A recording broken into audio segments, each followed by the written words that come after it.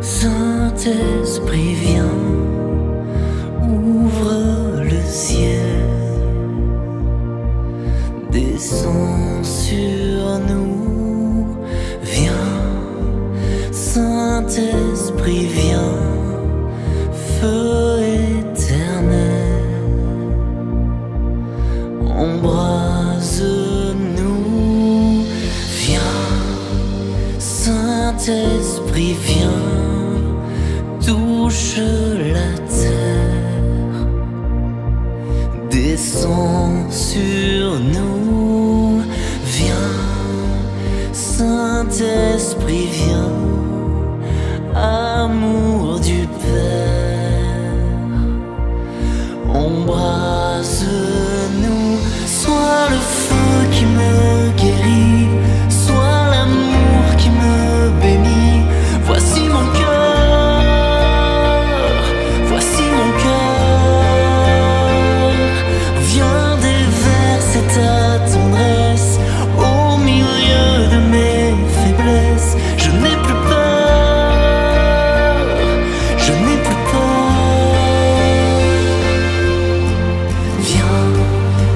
Saint-Esprit, viens, fends l'atmosphère, descends sur nous. Viens, Saint-Esprit, viens, de ta lumière, envahis-nous. Sois le feu qui me guérit, sois l'amour qui me bénit. Voici mon cœur, voici mon cœur. Viens déverser ta tendresse au milieu de mes faiblesses. Je n'ai plus peur, je n'ai plus peur. Sois le feu qui me guérit, sois l'amour qui me bénit. Voici mon cœur, voici mon cœur. Viens déverser ta tendresse au milieu de mes faiblesses. Je n'ai plus peur, je n'ai plus peur.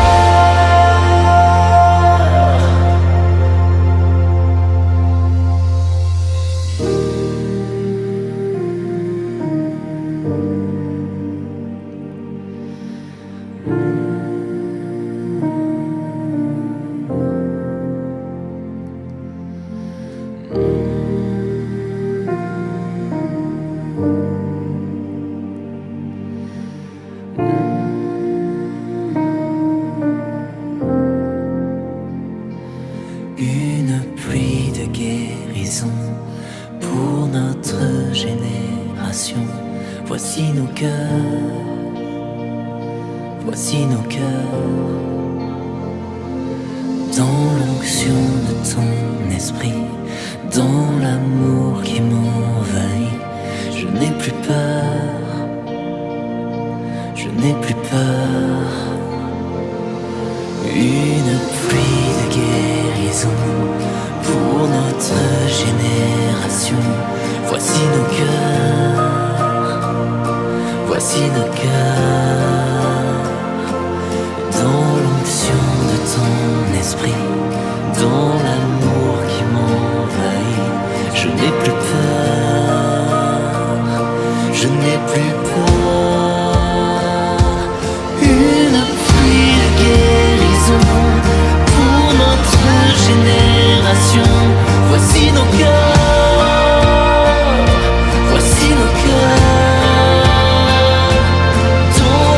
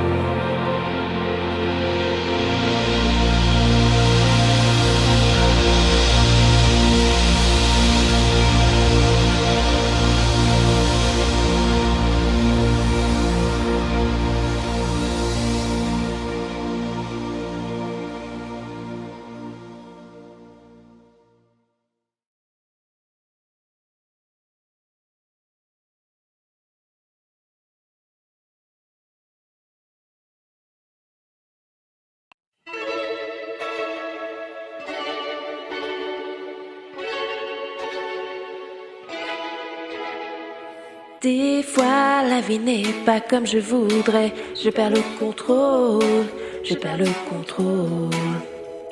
Je me fâche, je m'énerve et je sors de ma réserve. Et là, je me rappelle. Jésus en moi, par son esprit, me remplit. Je l'écoute et le suis. Le fruit de l'esprit grandit en moi. Quand je crois, ça se voit à chaque fois.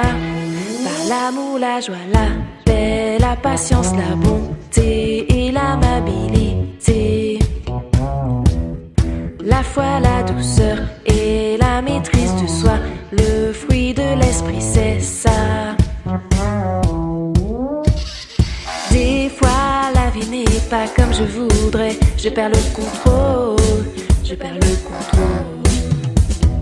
Je me fâche, je m'énerve et je sors de ma réserve.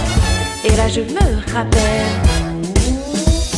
Jésus en moi, par son esprit, me remplit. Je l'écoute et le suis.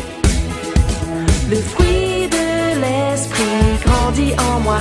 Quand je crois, ça se voit à chaque fois. Par l'amour, la joie, la paix, la patience, la bonté et l'amabilité. La foi, la douceur et la maîtrise de soi. Le fruit de l'esprit, c'est ça. Si je vis par l'esprit, je marche aussi en lui. Et c'est là qu'il agit sur toute ma vie.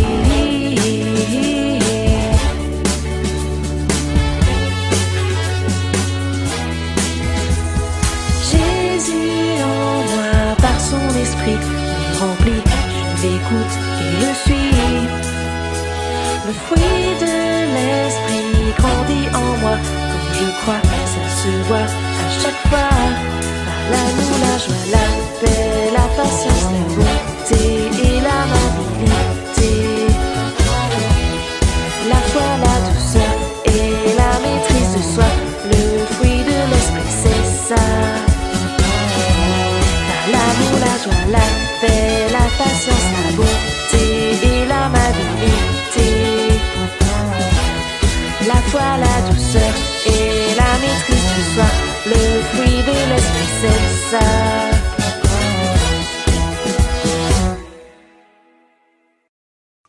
Hey, coucou les enfants, comment allez-vous? Coucou les explos, coucou les filous. J'espère que vous avez passé une chouette semaine.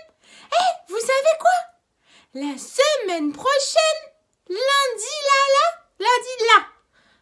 c'est férié et il n'y a pas école. La maîtresse, elle a dit que nous, on devait pas aller à l'école. Toi aussi? Peut-être que c'est férié pour toi aussi. C'est férié parce que c'est le lundi de Attends, c'était quoi le mot déjà? De Pentecôte. La côte, tu vois, Pentecôte. Après, moi, je me suis demandé, mais en fait, pourquoi on dit le lundi de Pentecôte? C'est quoi la Pentecôte? Alors, on m'a dit, nanana et tout, un truc avec le Saint-Esprit. Mais alors, c'est qui le Saint-Esprit? C'est quoi la Pentecôte? Du coup, j'ai pas tout compris, moi. Est-ce qu'il y a quelqu'un qui peut m'expliquer? Coucou les expos et les filous, j'espère que vous allez bien. Je suis contente de vous retrouver aujourd'hui. J'espère que vous avez passé une bonne semaine. Et aujourd'hui, on va vous parler du baptême du Saint-Esprit. Et c'est quoi l'être baptisé du Saint-Esprit? Qu'est-ce qui se passe en nous quand on est baptisé du Saint-Esprit? Et c'est qui le Saint-Esprit encore déjà? On va tout vous expliquer. Surtout, ne bougez pas. À tout de suite!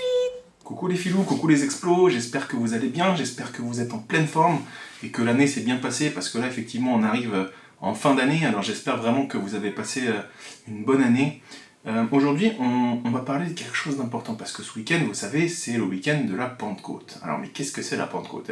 On va s'intéresser un petit peu à la Pentecôte, mais avant de s'intéresser à la Pentecôte, on va essayer de comprendre un petit peu quelque chose parce que la Pentecôte, on parle du Saint-Esprit, mais qu'est-ce que c'est le Saint-Esprit? Qui c'est le Saint-Esprit? Alors on a entendu parler de Dieu le Père, on a entendu parler de Dieu le Fils, qui est Jésus, et on a aussi entendu parler du Saint-Esprit. Mais qui est le Saint-Esprit? Comment il agit le Saint-Esprit? Mais comment on le reçoit aussi le Saint-Esprit?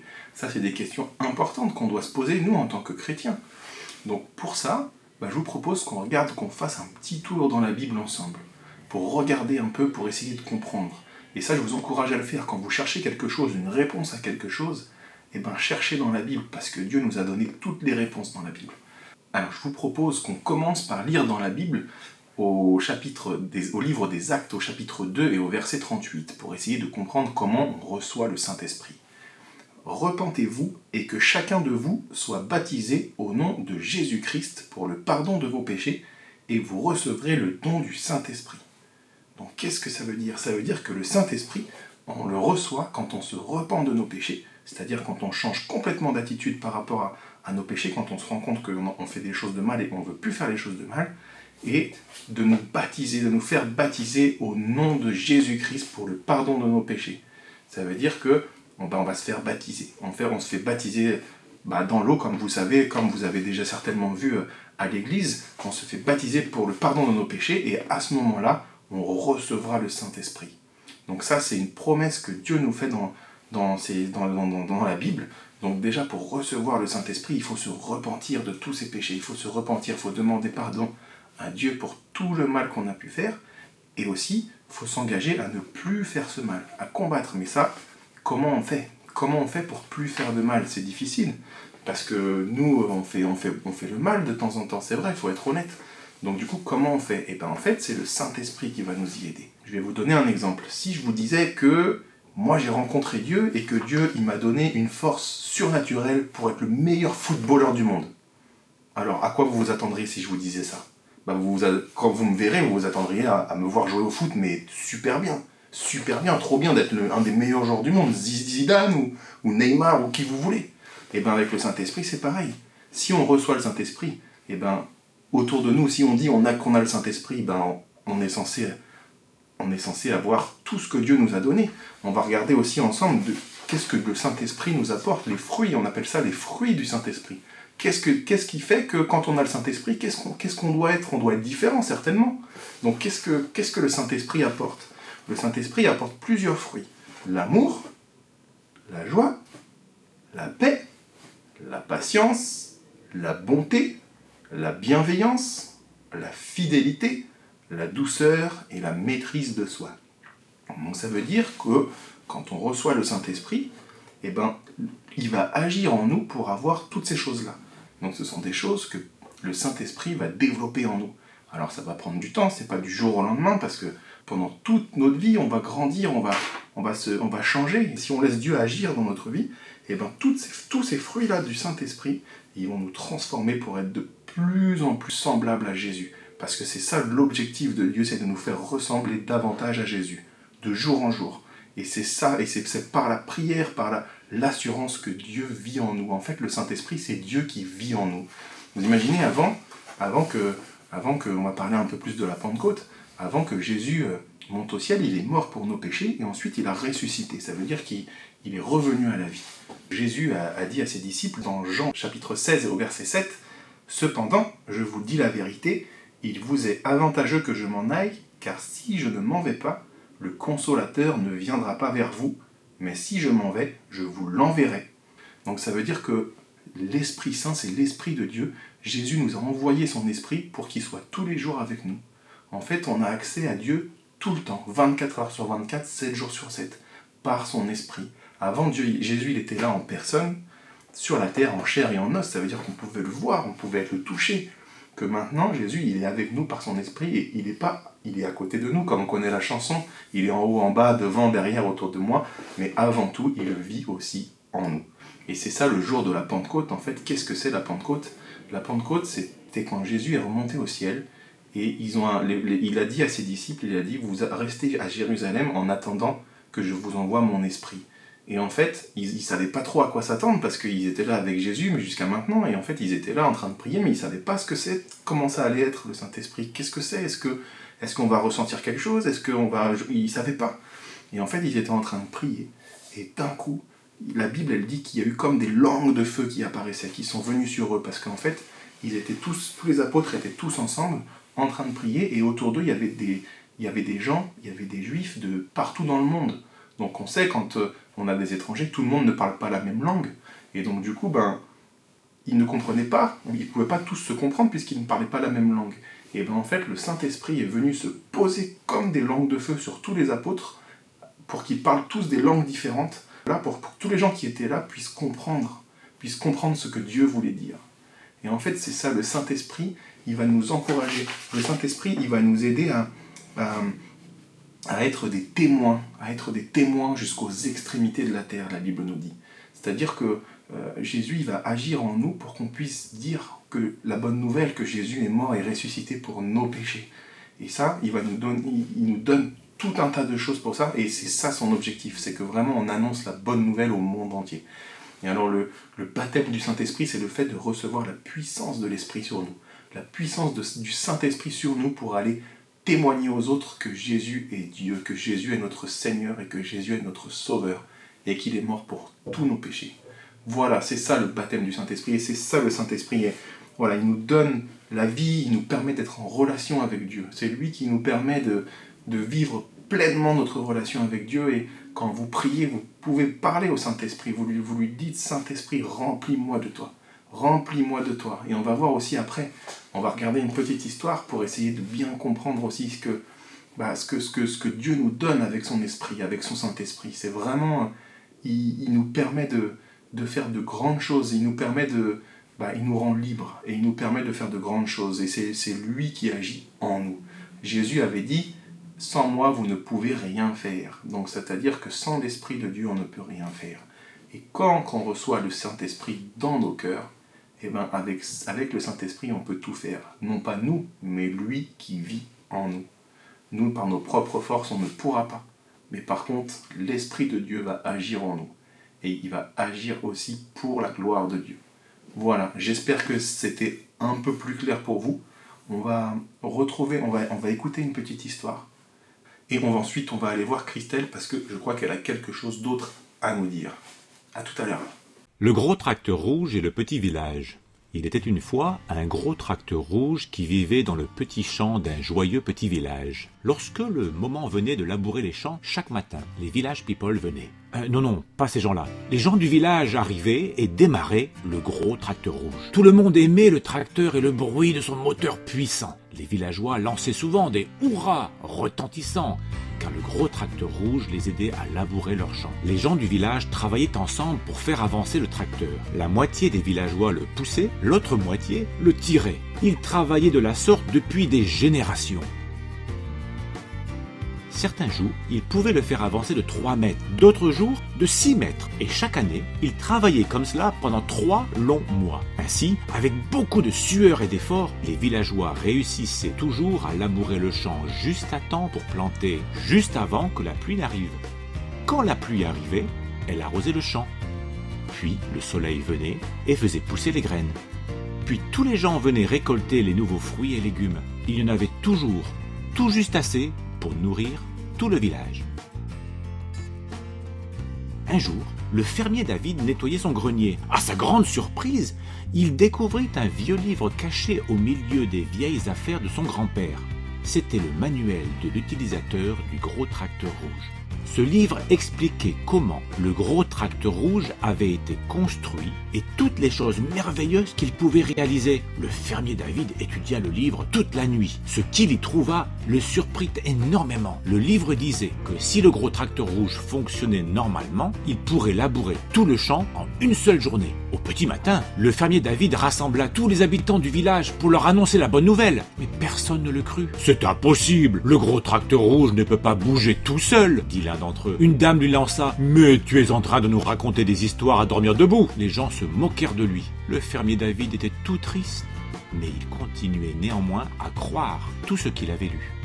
Chaque soir, alors que tout le village dormait, le fermier David travaillait sur le gros tracteur rouge. Un soir, enfin, le fermier David avait fini toutes les réparations. Il sauta sur le tracteur et eut tellement de plaisir à travailler que cette nuit-là, il finit de labourer le champ tout entier. Au petit matin, Les villageois se réveillèrent et eurent une très grosse surprise. Le champ tout entier était labouré. « Mais c'est un miracle !» dit l'un d'entre eux. « C'est peut-être des extraterrestres qui ont fait ça !» dit une vieille dame. « Non, regardez là-bas !» cria un petit garçon. Et ils aperçurent le fermier David endormi sur son tracteur. Alors, les gens crièrent de joie. Il avait raison. Le livre du tracteur disait bien la vérité. Cette année-là, les villageois labourèrent beaucoup de champs tout autour du village et récoltèrent bien plus de nourriture qu'ils n'en pouvaient manger. Ils eurent ainsi de nombreux colis de fruits et de légumes en trop, si bien qu'ils les distribuèrent dans les villages environnants où la nourriture se faisait rare. Le gros tracteur rouge et le petit village devinrent bientôt célèbres dans tout le pays. On disait partout qu'ils étaient les personnes les plus généreuses du monde entier.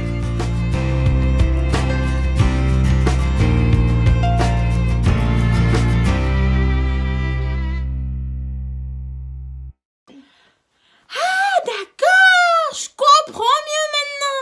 Toi aussi, t'as compris?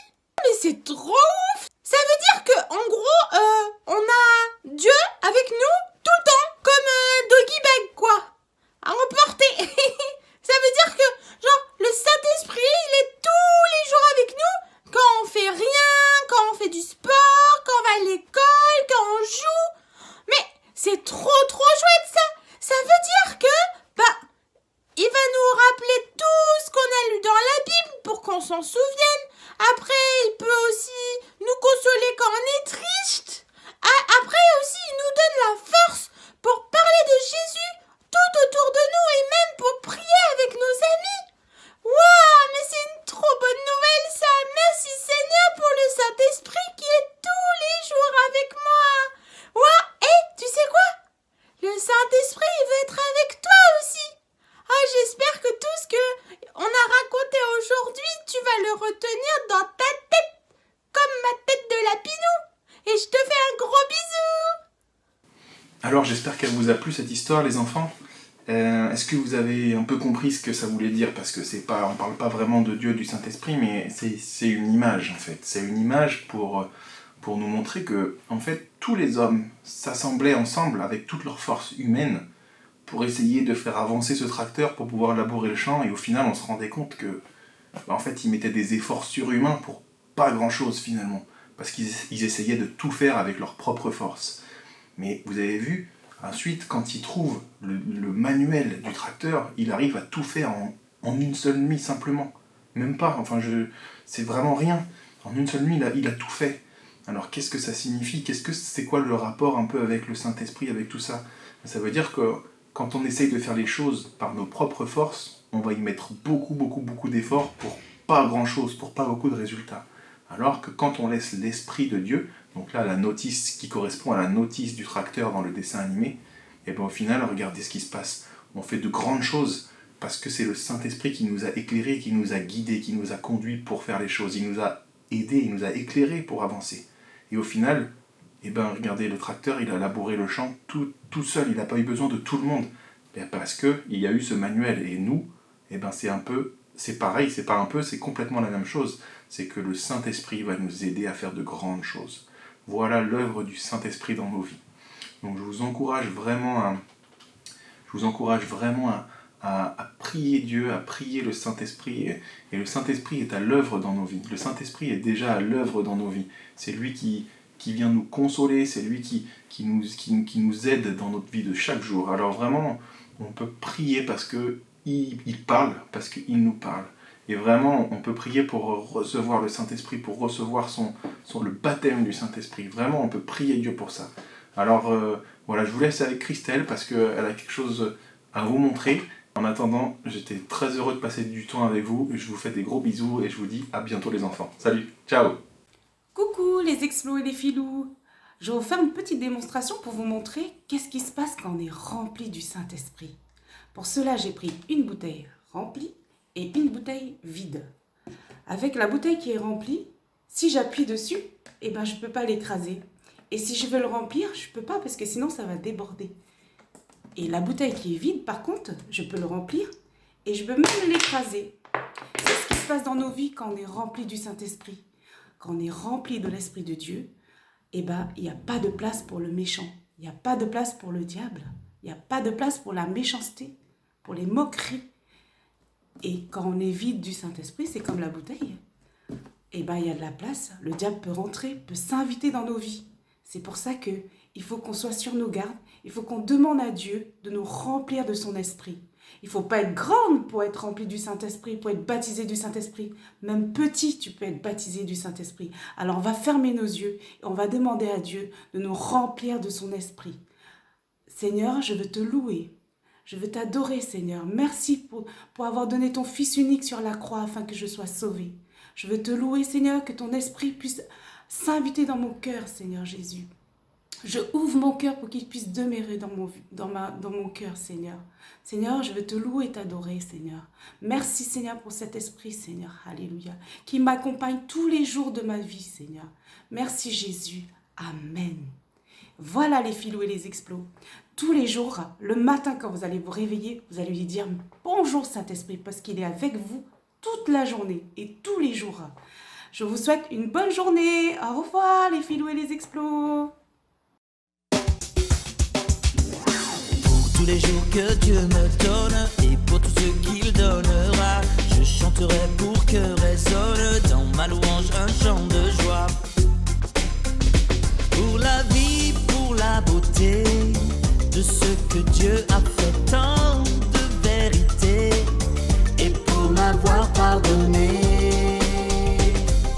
Pour tous les jours que Dieu me donne et pour tout ce qu'il donnera, je chanterai pour que résonne dans ma louange un chant de joie.